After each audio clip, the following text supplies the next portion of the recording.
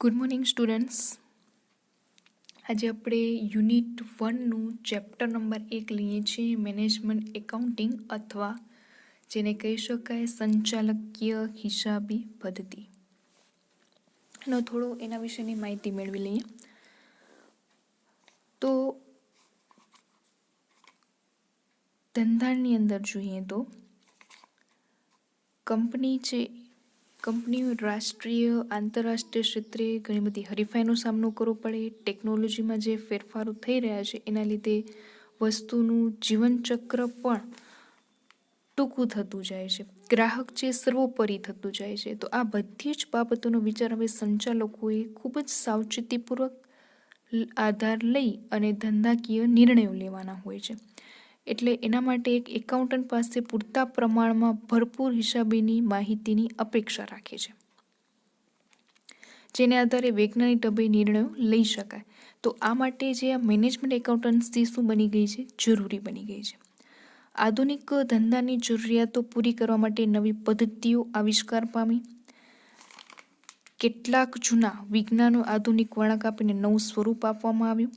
તો આજે સંચાલકીય નામા પદ્ધતિ એટલે કે મેનેજમેન્ટ એકાઉન્ટન્સી આધુનિક વિશાળકાય ધંધાની જરૂરિયાતને પૂરી પાડવા માટે ઘડાયેલું એક નામા પદ્ધતિનું નવું ક્લેવર છે. હવે આગળના સમયની અંદર વાત કરીએ તો નાણાકીય હિસાબો એટલે કે ધંધાકીય વર્ષને અંતે નફા નુકસાન ખાતું અને પાકું શ્રેય તૈયાર કરી ધંધાના માલિક સમક્ષ રજૂ કરવું એ એકાઉન્ટન્ટનું કામ રહ્યું છે. એટલે કે હિસાબી પદ્ધતિ એટલે ફક્ત આ જ રીતે હિસાબો તૈયાર કરવાની રજૂ કરવાની પદ્ધતિ એવી માન્યતાના આધારે નાણાકીય હિસાબી પદ્ધતિ વિકસેલી હતી. પરંતુ આધુનિક ધંધાકીય એકમનું કદ એટલું વિકસ્યું છે કે એક યા થોડી વ્યક્તિ સરળતાથી સંચાલન ન કરી શકે. એટલે ધંધાના અનેક અટપટા નિર્ણયો છે હવે અટકળે લઈ નથી શકાતા. તો એ માટે અનેકવિધ આંકડાઓની માહિતીની ગણતરીની જરૂર પડે. તો અહીં એકાઉન્ટન્ટ સંચાલકોને ઉપયોગી થઈ પડે છે. અને સંચાલકો મહત્વના નીતિ વિષયક નિર્ણયો લેવા તથા ધંધાકીય પ્રવૃત્તિના વિવિધ પાસાઓને અંકુશ પર રાખવા માટે માહિતીના હિસાબો પરથી તૈયાર કરી યોગ્ય સ્વરૂપ સંચાલક સમક્ષ રજૂ કરવા માટે આ મેનેજમેન્ટ એકાઉન્ટન્ટનું કાર્ય છે. તો પહેલાંના સમયની અંદર સ્ટુડન્ટ્સ જોઈએ ને તો માત્ર શું થતું કે નફા નુકસાન ખાતું અને પાકું શ્રેય બનાવી દેવામાં આવતું હતું અને સંચાલક સમક્ષ રજૂ કરવામાં આવતું હતું. પણ પરિવર્તનો આવતા ગયા, ફેરફારો આવતા ગયા, હવે ઘણા બધા નિર્ણયો લેવાની જરૂર પડે છે. તો ત્યારે આ મેનેજમેન્ટ એકાઉન્ટન્સી જે છે એ ખૂબ જ ઉપયોગી નીવડે છે. અહીંયા સ્ટુડન્ટ્સ તમને નાણાકીય હિસાબોની મર્યાદા બતાવવામાં આવી છે કે નાણાકીય હિસાબો હતા તો એની કઈ મર્યાદા હતી. તો એ ફક્ત ભૂતકાળની માહિતી જ રજૂઆત કરતા પાછલા વર્ષની અંકુશ માટે પણ એક બિનઉપયોગી રીતે, કારણ કે હવે ધંધાનું કદ ઘણું બધું હોય તો 2-3 વ્યક્તિ એનું અંકુશ ન રાખી શકે એના ઉપર. તો ત્યાં પણ એક બિનઉપયોગી થયા. આંકડાઓની જે રજૂઆત અને અર્થઘટન જ ખાલી રજૂઆત કરવામાં આવતું, અર્થઘટન નહોતું કરવામાં આવતું, માત્ર આંકડા બતાવવા પણ એના આધારિત શું કરવું એવું કાંઈ નથી કહેવામાં આવતું. પછી નિર્ણયો માટે પણ એક બિનઉપયોગી બની ગયા, મહત્વના નિર્ણયો લેવા માટે. અને જુદી સપાટીના અહેવાલો રજૂ કરવામાં પણ શું મળી? નિષ્ફળતા મળી. તો આ બધા જ મર્યાદાઓને કારણે સંચાલક હિસાબી પદ્ધતિ છે એટલે કે સંચાલક હિસાબી પદ્ધતિ અપનાવવામાં આવી. સંચાલકીય હિસાબી પદ્ધતિ છે એ સંચાલકોને સહાયભૂત થાય એવી હિસાબી પદ્ધતિ છે, એટલે કે મેનેજમેન્ટ એકાઉન્ટન્સી જેને આપણે કહી શકીએ છીએ. હવે એની અલગ અલગ બધી વ્યાખ્યાઓ આપેલી છે. એમાંથી સ્ટુડન્ટ્સ તમને જે પણ વ્યાખ્યાઓ ગમે એ લખી શકો છો. કોઈ 1 યા 2 વ્યાખ્યાઓ તમારે સારી રીતે રીડ કરી લેવાની છે. આપણે સિમ્પલ વ્યાખ્યાની લઈએ તો મેનેજમેન્ટ એકાઉન્ટન્સી એવી હિસાબી માહિતી સાથે સંબંધ ધરાવે જે સંચાલકોને શું નીકળે છે? ઉપયોગી નીવડે છે. તો એની સાથે સંબંધ ધરાવે છે. તો એનો આ મેનેજમેન્ટ એકાઉન્ટિંગનો હેતુ શું હોઈ શકે? સંચાલકોને માહિતી પૂરતું. એક તો સંચાલકો માટે નીતિ ઘડતર માટે જરૂરી છે, મદદરૂપ બને છે. પછી સાહસની પ્રવૃત્તિના આયોજન અને અંકુશ માટે પણ એ મદદરૂપ બને છે.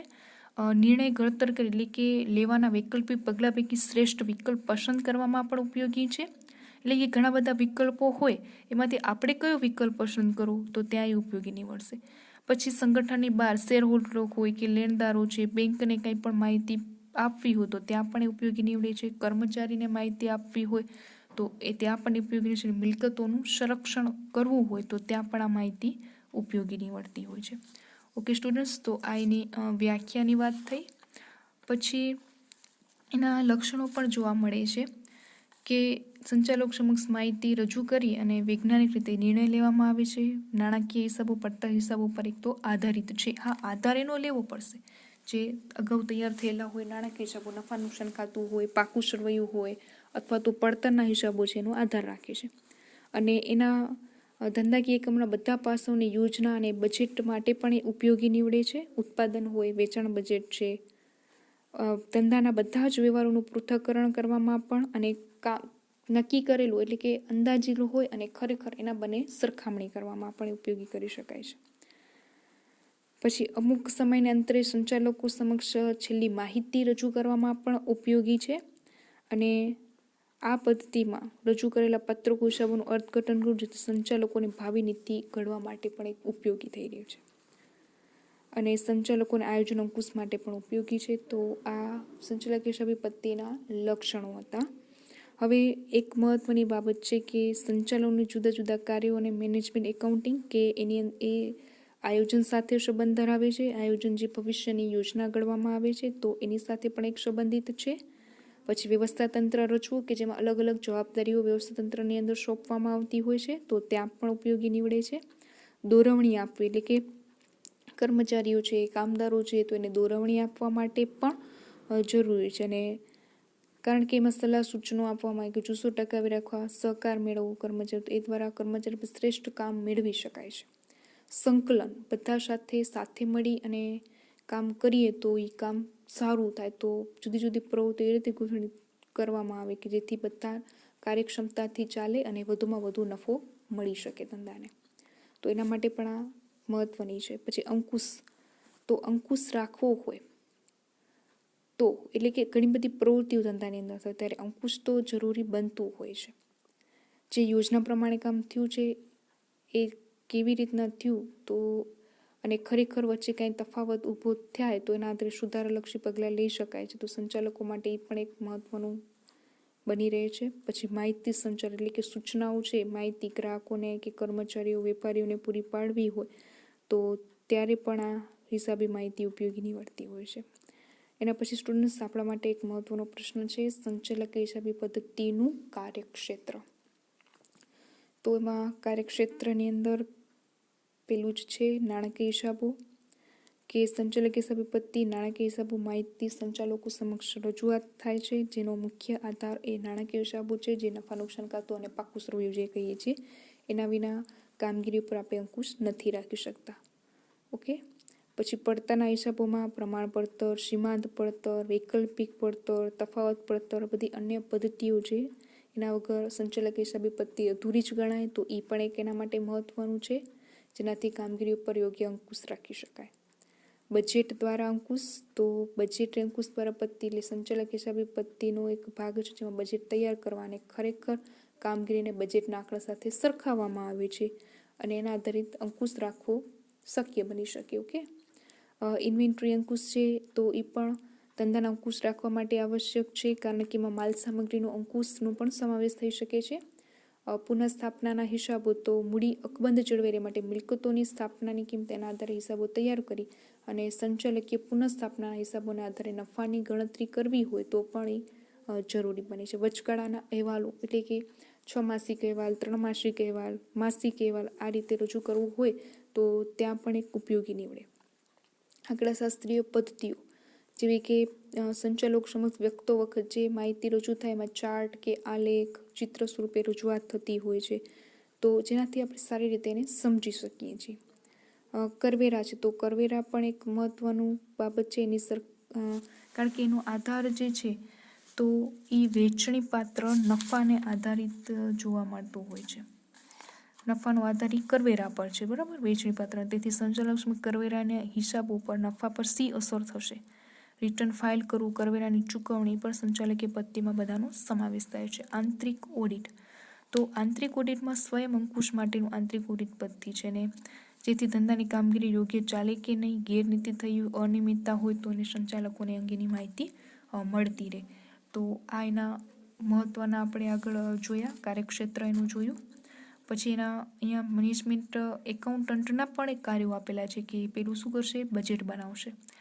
તો બજેટની અંદર સૌથી માલ સામાનનું હોય, મજૂરીનું હોય, ઉત્પાદનનું હોય, મૂડી ખર્ચનું, આ બધા બજેટ તૈયાર કરે છે. તો એના માટે પણ આ મેનેજમેન્ટ એકાઉન્ટ છે એ ખાસ જરૂરી છે પદ્ધતિ, બરાબર, મેનેજમેન્ટ એકાઉન્ટિંગની પદ્ધતિ. પછી હિસાબી માહિતીની ગોઠવણી કરશે. તો હિસાબી માહિતીને વિવિધ કક્ષાના સંચાલકોને ઉપયોગી રીતે ગોઠવવાનું કાર્ય પણ મેનેજમેન્ટ એકાઉન્ટ કરે છે. ખરીદ વેચાણ આંકડા હોય, પ્રદેશ અનુસાર, જુદી જુદી વસ્તુ અનુસાર, સમય અનુસાર એને ગોઠવણી કરે છે. પછી રજૂઆત અને અર્થઘટન, કોઈ પણ ધંધાકીય કામમાં જે કામ થઈ રહ્યું હોય તો એકાઉન્ટન્ટ સમક્ષ એનો અહેવાલ રજૂ કરવામાં આવે, એના મહત્ત્વના મુદ્દાઓની રજૂઆત કરે છે, એના તરફ ધ્યાન દોરે છે. તો આ બધું જે કામ છે મેનેજમેન્ટ એકાઉન્ટન્ટનું હોય છે. પછી સંચાલકીય અંકુશ બનાવવો.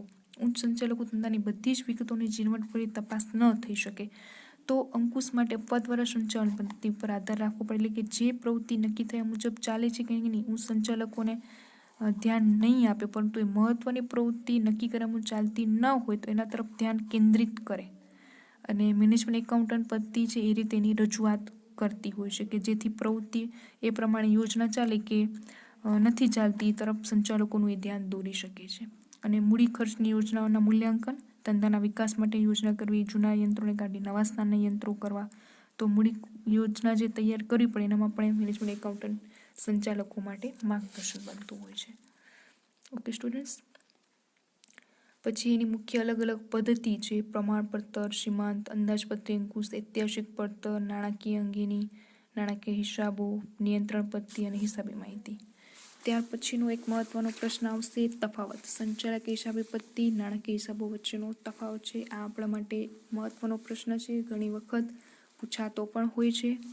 હવે મેનેજમેન્ટ એકાઉન્ટન્સીનો ઉદ્ભવ નાણાકીય હિસાબોમાંથી જ થયો છે. હવે આમ તો એનામાંથી ઉદ્ભવ થયો, પણ વધારાની જે બધી માહિતી છે તો એ બધી માહિતી શેર હોલ્ડરો હોય કે લેણદારો રોકાણ કરવા માટે ઉપયોગી છે. જ્યારે નાણાકીય હિસાબોને આંતરિક ઉપયોગ માટે જ ઉપયોગ લેવાતો હતો, પણ મેનેજમેન્ટ એકાઉન્ટન્સી પદ્ધતિ બીજા બધાને પણ ઉપયોગી થતી હોય છે. હવે આપણે જોઈએ તો એનો હેતુ તો ધંધાની બહારની વ્યક્તિએ નફો ખોટ આર્થિક પરિસ્થિતિની માહિતી આપવા માટે, બાહ્ય વ્યક્તિઓ માટે પણ નાણાકીય હિસાબો ઉપયોગી છે, જ્યારે સંચાલકીય નિર્ણય ઘડતર કરવા માટે ઉપયોગી છે. પછી નાણાકીય હિસાબ પદ્ધતિની ઉપયોગિતામાં નફો ખોટ કરે છે, આર્થિક સ્થિતિ દર્શાવે છે અને બહારને વ્યક્તિ નિર્ણય લેવા માટે મદદરૂપ થશે. જ્યારે સંચાલકીય હિસાબી પદ્ધતિ મેનેજમેન્ટ એકાઉન્ટની ઉપયોગિતા સંચાલકોને અને તેઓના નીતિ ઘડતર માટે ઉપયોગી છે. મુદ્દત તો અહીંયા કેટલીક કંપનીઓ ત્રિવાર્ષિક, છવાર્ષિક અહેવાલ રજૂ કરે છે નાણાકીય હિસાબોમાં, જ્યારે સંચાલક હિસાબી પદ્ધતિની અંદર અઠવાડિયે, અઠવાડિયે, મહિને કે 3 મહિને રજૂ કરી શકાય છે. કાનૂની જરૂરિયાત તો નાણાકીય હિસાબો ફરજિયાત છે, જ્યારે સંચાલકીય હિસાબી રાખવી એ ફરજિયાત નથી. નમૂનો તો અહીંયા કને નાણાકીય હિસાબોમાં સ્ટાન્ડર્ડ એક નમૂનો તૈયાર કરવામાં આવે છે, પાકસરવૈયાનો પણ નમૂનો છે અને નાણાકીય પત્રકોમાં એનામાં નમૂનો ટૂંકમાં તૈયાર કરવામાં આવે છે, તો એ મુજબ જ તૈયાર કરવામાં આવે છે. જ્યારે સંચાલકીય પદ્ધતિમાં એવું કોઈ નમૂનો કે કોઈ ફોર્મ નથી, સંચાલકો જરૂરિયાત મુજબ એ તૈયાર કરી શકે છે. રકમ તો અહીંયા જે નાણાકીય હિસાબોમાં રકમ છે ને 1000 કે લાખ સુધી હોય છે, સંચાલકીયમાં કરોડ સુધીની રકમ પણ બતાવવામાં આવે છે. હવે અન્ય શાસ્ત્રો તો નાણાકીય હિસાબોમાં પડતર, આંકડા કે અર્થશાસ્ત્રનો ઉપયોગ નથી થતો, સંચાલકીયમાં બધાનો ઉપયોગ થાય છે, પડતર, આંકડા અને અર્થશાસ્ત્ર. હવે અભિગમ તો નાણાકીય હિસાબો ઐતિહાસિક બાબતો પર આધારિત છે, જ્યારે મેનેજમેન્ટ એકાઉન્ટન્સી પદ્ધતિ ભાવિ પર કેન્દ્રિત છે. રજૂ થતી બાબતો તો નાણાકીય હિસાબોમાં જે બાબતો આર્થિક વ્યવહારમાં રજૂ થાય એટલે કે નાણાંમાં જ રજૂ થઈ શકે, જ્યારે સંચાલકીય હિસાબી પદ્ધતિ નવી શોધખોળ હોય, પ્રતિભાવ છે, હરીફાઈનું પ્રમાણ, તો આ બધી બાબતો આધારિત હોય છે. ભાવ સપાટીમાં ફેરફાર થાય તો નાણાકીય હિસાબોને કોઈ સંબંધ નથી, પરંતુ સંચાલકોને જાણવામાં રસ હોય જે સંચાલક હિસાબી પદ્ધતિ પૂરી પાડે. પછી આધાર તો નાણાકીય હિસાબો ધંધાકીય આર્થિક વ્યવહારો, નફા નુકસાન, પાકું સોયું, રોકડ પ્રવાહ પત્રક પર આધારિત છે, જ્યારે સંચાલક હિસાબી પદ્ધતિ નાણાકીય પત્રક અને પડતર પર આધારિત છે. Okay students. પછી પણ હજુ પણ એક તફાવત આપણને જોવા મળે છે, પડતર હિસાબી અને સંચાલક હિસાબી પદ્ધતિ. તો પડતર હિસાબી અને સંચાલક હિસાબી પત્તીની અંદર એનો જો હવે હેતુ આપણે વાત કરીએ તો પડતર હિસાબોનો ઉદ્દેશ ઉત્પાદિત પડતર નક્કી કરવાનો અને પડતર ઘટાડવા માટે ઉપયોગી છે, જ્યારે સંચાલક હિસાબી પત્તીનો જે નાણાકીય હિસાબો અને પડતર હિસાબીની માહિતીનો ઉપયોગ કરી સંચાલકો માટે ઉપયોગી માહિતી પૂરી પાડે છે. અભિગમ છે ઐતિહાસિક બાબતો ઉપર આધારિત છે પડતર અને સંચાલકીય ભવિષ્યલક્ષી છે. દર છો તો કોસ્ટ એકાઉન્ટન્ટનું સ્થાન ઉચ્ચ કક્ષાના અધિકાર જેટલું નથી, જ્યારે સંચાલકીય પત્તીમાં ઊંચું સ્થાન ધરાવે છે. પડતર હિસાબી પત્તીમાં મુદ્દા ટૂંકા ગાળાની, સંચાલકીયમાં લાંબા ગાળાની સમાવેશ. તો પડતર હિસાબ ફક્ત પડતરને લગતી જ માહિતીનો સમાવેશ થાય છે, સંચાલકીયમાં પડતર ઉપર નાણાકીય બાબતો, પડતર આંકડાશાસ્ત્રીનો ઉપયોગ થશે. ઓજાર અને સાધનોની અંદર તો પડતર હિસાબમાં ઓજાર તરીકે પ્રમાણપત્ર, બજેટરી અંકુશ, સીમાંત પડતર, સમતૂરનો સમાવેશ થાય છે, જ્યારે સંચાલકીય પત્તીમાં ભંડોળ, રોકડ પ્રવાહ, રોકડ પ્રવાહ, ભંડોળ ગુણોત્તર વિશ્લેષણ, આંકડાશાસ્ત્ર પત્તીનો ઉપયોગ થાય.